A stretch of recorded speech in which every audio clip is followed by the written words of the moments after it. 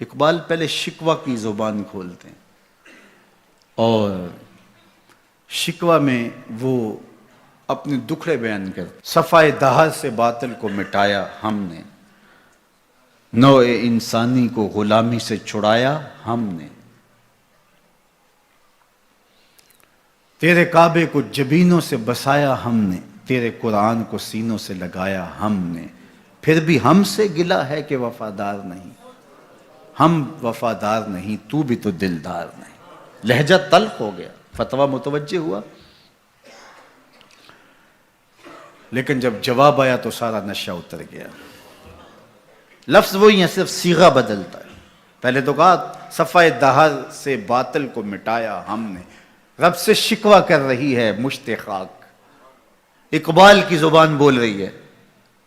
کہ ہم نے جنگیں لڑی، ہم نے پہاڑوں کے کلیجے چیرے، ہم نے سمندروں میں گھوڑے ڈال دیے، ہم نے تیرے دین کے لیے کیا کیا نہیں کیا، برستے تیروں میں ہم نے نمازیں نہیں ادا کی،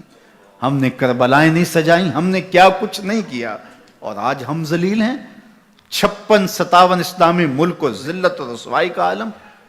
تو اقبال شکوہ گناہ ہوتا ہے، صفائے دہر سے باطل کو مٹایا ہم نے، نوع انسانی کو غلامی سے چھڑایا ہم نے، تیرے کعبے کو جبینوں سے بسایا ہم نے، تیرے قرآن کو سینوں سے لگایا ہم نے، پھر بھی ہم سے گلہ ہے کہ وفادار نہیں،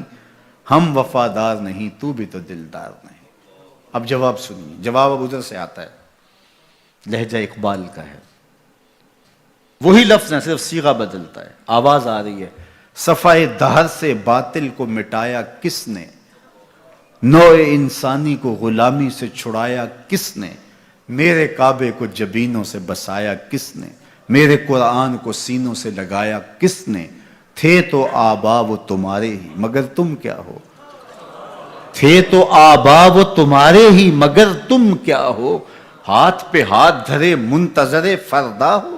ہر کوئی مست مئے ذوق تن آسانی ہے، تم مسلمان ہو یہ انداز مسلمانی، حیدری فقر ہے نئے دولت عثمانی ہے، تم کو اسلاف سے کیا نسبت روحانی ہے، وہ معزز تھے زمانے میں مسلمان ہو کر، تم خار ہوئے تارک قرآن ہو کر۔ کہا تم نے قرآن کو چھوڑ دیا ہوا ہے، عملاً چھوڑ دیا ہوا ہے، تم نے غلافوں میں لپیٹ کے تو رکھا، خوشبو تو اچھی سے اچھی لگائی، اونچے طاق پہ تم نے قرآن کو سجایا، سچ بتاؤ کبھی کھول کے دیکھا،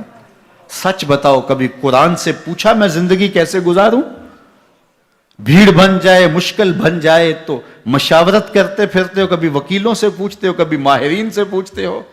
کبھی کسی سے پوچھتے ہو بتاؤ میں کیا کروں، کبھی قرآن سے بھی پوچھا میں کیا کروں،